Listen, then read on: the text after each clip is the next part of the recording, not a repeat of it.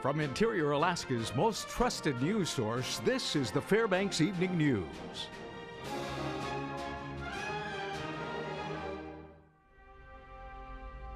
Good evening and thank you for joining us. Our top story, the Fairbanks Board of Education opened a public hearing at 6 o'clock this evening on the proposed $243 million 2015-2016 district operating budget. This meeting comes on the heels of a disheartening work session last night.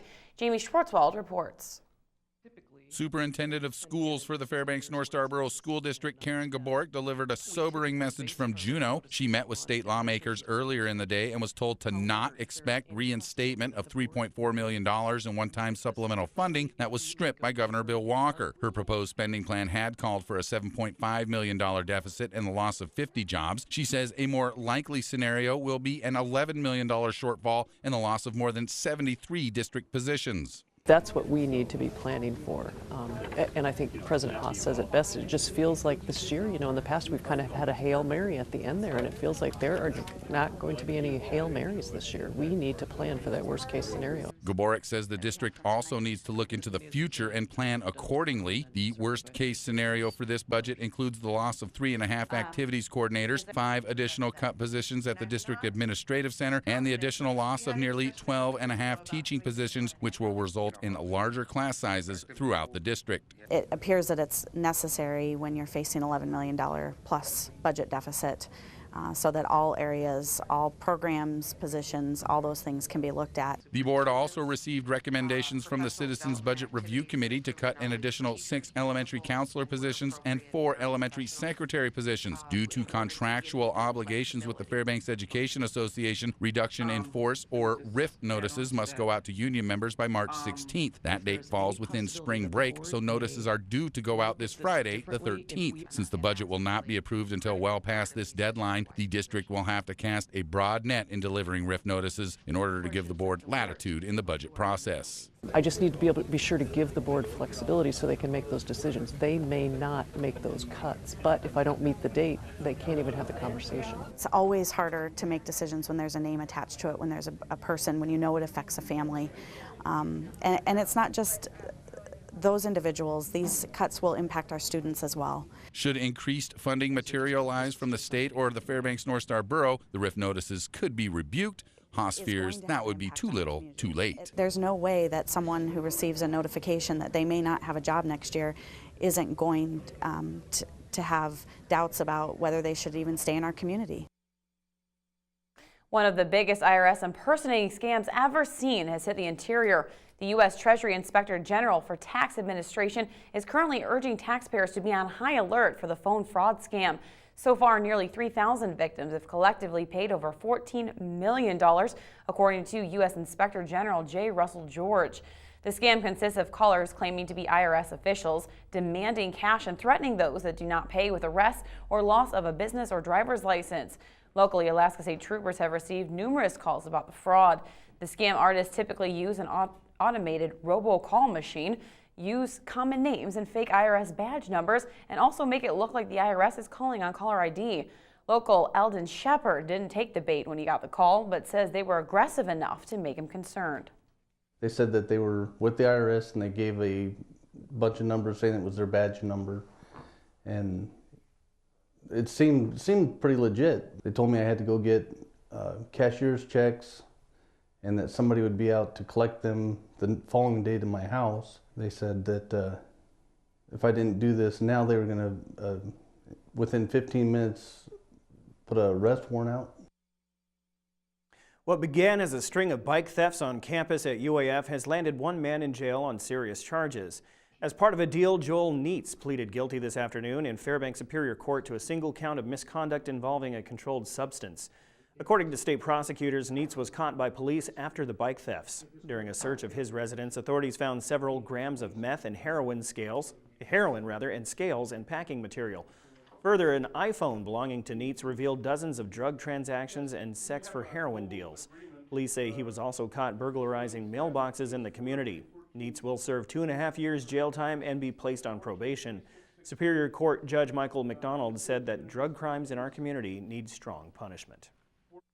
The harm Mr. Neitz is causing to this community cannot be understated and should not go without saying here at this time. It is one thing for Mr. Neitz to ruin his own life. It's quite another thing for Mr. Neitz to do what he and his compatriots are doing to this city at this time, and it should be stated on the record, and there should be a significant jail sentence imposed. When we come back, the Fairbanks Salvation Army is getting ready for their annual dinner and auction. Also, in our military report, we'll meet a man who spends his military career jumping out of military aircraft, and now he's receiving a special award. These stories and more when we return. Stay with us. And welcome back. Schools aren't the only places that will be affected by education budget cuts. At a Chamber of Commerce meeting today, Education Committee members discussed some effects budget shortfalls will have on the workforce in the state. Maintaining the quality of secondary education is of vital importance for businesses in need of a highly educated workforce. With less students obtaining a degree at universities in the state, Alaska employers must look elsewhere for skilled workers. Spruce Tree Montessori School Director Sabrina Binkley wants to increase the awareness of how education corresponds with business. Data showing where Alaska's post-secondary education falls at this time. I think it's more informative and to really increase the awareness of that topic. And it's relevant to our Chamber Committee because our mission is really to serve as an information link to our Chamber members and to our board for matters of education relating to business specifically. So workforce development and readiness for the workforce. The Fairbanks Salvation Army annual dinner and auction will be held March 25th at 6:30 p.m. at Pikes Lodge. The proceeds raised help to fund many community service activities such as summer camps for local youth, the after-school center, the family service center, and other youth and adult-focused programs. This year, the organization was spread thin as they worked with other agencies to try and fill the gap left by the shutdown of Santa's Clearinghouse. Both silent and outcry auction items are needed for the event. Past donations have included handmade crafts and vacation packages. Items can be dropped off at the Salvation Army office at 1602 10th Avenue or call 452-3103 for pickup. Fairbanks Salvation Army Major Kevin Botchin says every donation goes a long way to help the organization and the community. The community really is very supportive in it, and they've been supportive again this year, but we're just looking for a little bit more community support because there is, for a lot of folks in this community, in this economy, there's a lot of month left at the end of their money, and your donations can turn into helping those folks get back on their feet. After 18 years of service and multiple combat deployments, a company first sergeant earned the coveted Master Parachutist badge, the highest level airborne skills award in Alaska, on March 6th. Monty Bowen has details now in this week's military report. Well, today was my 65th jump from CH-47. Was able to get my master wings, so I'm now a master ready jump master. First Sergeant Herbert Gill, a jump master and company first sergeant for U.S. Army Alaska's headquarters company, earned that rare title of Master Ready Jump Master after exiting a CH-47 Chinook helicopter. The title of Jump Master describes an individual who manages and leads combat-equipped paratroopers on missions involving both training and actual combat operations. On jump status since 1996, so I've been jumping for quite a while. Had a break in jumping for about 9 years and just fought to get back to it. I just love it. I've been watching jumping since I was probably 2 or 3 years old. I've been in Sicily drop zone for my father. It's just been something that I've always wanted to do and always loved doing. With his new moniker come many more challenges. Every 180 days I have to make sure I'm pulling duties, touching static lines, getting out there. You got to constantly open the manuals and see what's changing, what's not changing. Check on your JMPI sequence because, if you don't use it, you lose it. Captain William Longwell, the commander of the Spartan Brigade's headquarters company, praised Gill for such an incredible accomplishment. So being able to watch him do that, JMPIing people, and just being that true airborne leader was pretty neat to watch today. Gill will be moving on to the next phase of his career as he prepares to attend the U.S. Army Sergeant's Major Academy at Fort Bliss, Texas this September. This is Monty Bowen reporting. The Military Report is brought to you by Stanley Nissan. Innovation for all. Joe Cook is next with more on a musher whose Iditarod race is already over. Also, you'll hear from Colton Pareko actually, as he makes his way to the pro hockey ranks. Got to get used to that name. Gotta get used to it. Stay with us.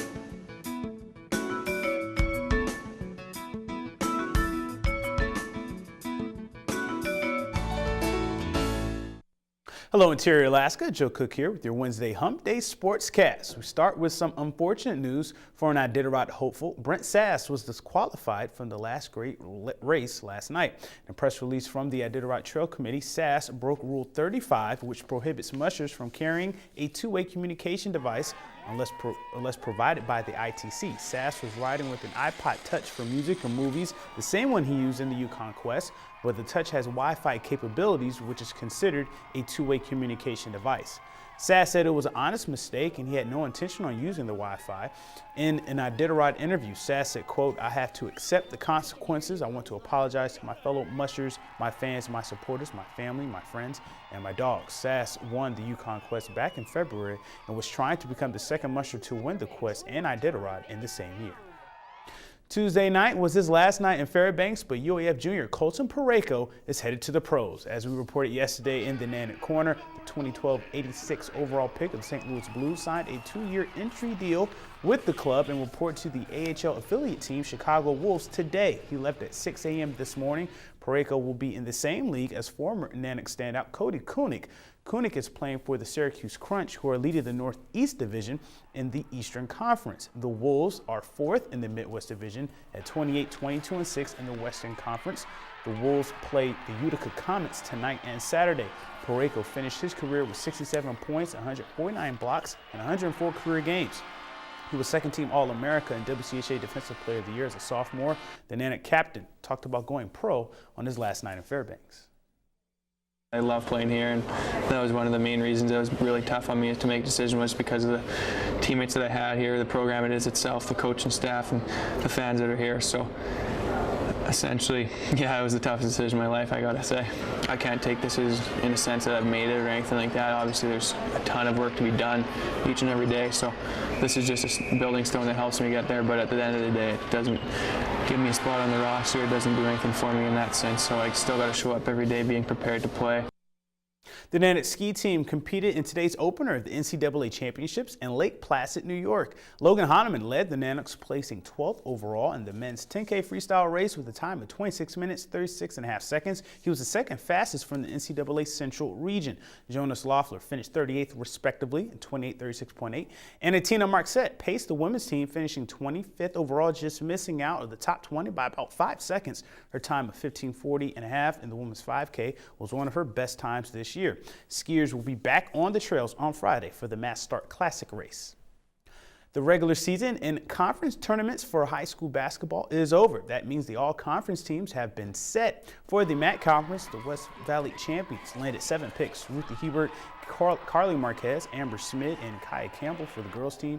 Daniel Hornbuckle, Tyrell Peterson, and Charles Sudduth for the Wolfpack boys. Lathrop's Gabriel Howard, Jaden Whiteside, Curtis White Jr., Cole Brenner were all MAC for Lathrop. Jana Hadukovic, Shane Dybert, and Carly Fitzgerald for the Lathrop girls. Shane Hurst and Casey Hudson represent North Pole. In the Aurora Conference, Monroe's Jalen McCullough, Mike Cluting, Edwin Erickson, and JT Mender are all Aurora. Andy Clark and Maggie Wallace for the girls team of Monroe. Hutchinson's Mike Benson, Xavier Udebe, Spencer Johnston for the boys squad. Ellie Veazey, Ashley Stark, Katie Hopper, and Katie Peterson for the girls. Micah Helkin and Martise Blankenship are all conference for Delta. Galena's Romaine Harris, Sarah and Evan Buchanan and Jacob Miller were all conference. Lexi Smith, Cornelius Mingo Jr., Antonio Griffith represent Eielson, and Monroe's Frank Ostanek and Leah Stepovich, they swept the Aurora Conference Coach of the Year honors. And in today's Iditarod leaderboard, a familiar name is in the lead. Allie Zirkles, the current leader, as mushers head towards Ruby from Tanana. This is the longest stretch of the race, a 119-mile run.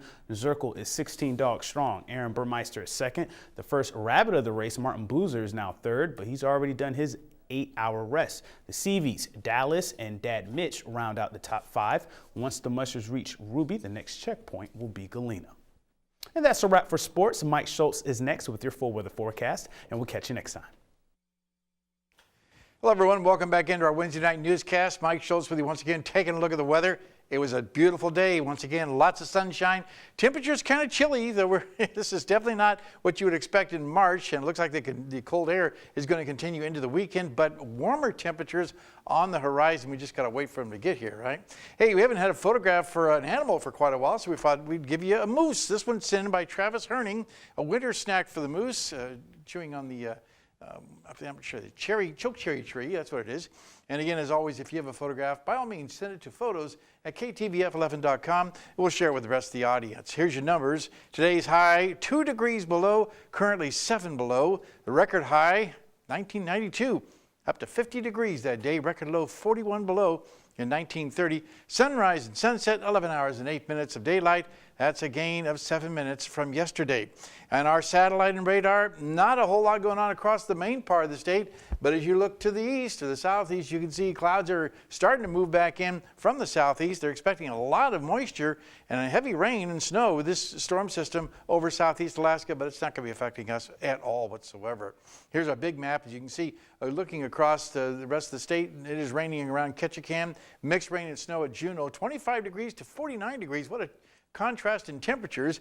Kodiak at 28, a chilly 17-degree reading in Anchorage, raining around Cold Bay, and then the rest of the state just downright chilly for this time of year. 2 below at Nome, 26 below at Barrow, and 1 above at Fort Yukon. Lower 48 weather. Well, it looks like the rain showers are once again across the northwest part of the country with warm temperatures, 71 degrees in Las Vegas, 87 at Phoenix, 68 in Denver, not too bad in Minneapolis, 58 degrees, lots of thunderstorms and rain still rumbling across the deep south. You'll see why on the satellite and radar. Watch this big blossom of moisture come up off the Gulf of Mexico. That's helping to fuel those thunderstorms. While out to the west, the frontal system that moved through yesterday is slowly working its way back across to the east, and behind that is expected to be high pressure. In fact, the rain and thunderstorms are expected to continue tomorrow over a wide area of the deep south and the southeast, and it's all being brought about by the jet stream, which has actually transgressed to the north. And you can see it's allowing a lot of warmer air to come up from the south, and that warm temperatures are going to be really well felt in the California area up and down the west coast tomorrow. All right, back to Alaska for tomorrow in the northern sections. Mostly sunny skies across the region, and the temperature is 22 below at Barrow. While over to the interior, we're looking at, for the most part, a few clouds near Delta, otherwise sunny for Fairbanks and Healy, 3 below at Delta Junction. Over the southeast, that's where all the weather's going to be. Heavy rain expected at Juneau, winds and possible heavy rain for Ketchikan, so a really sloppy day there.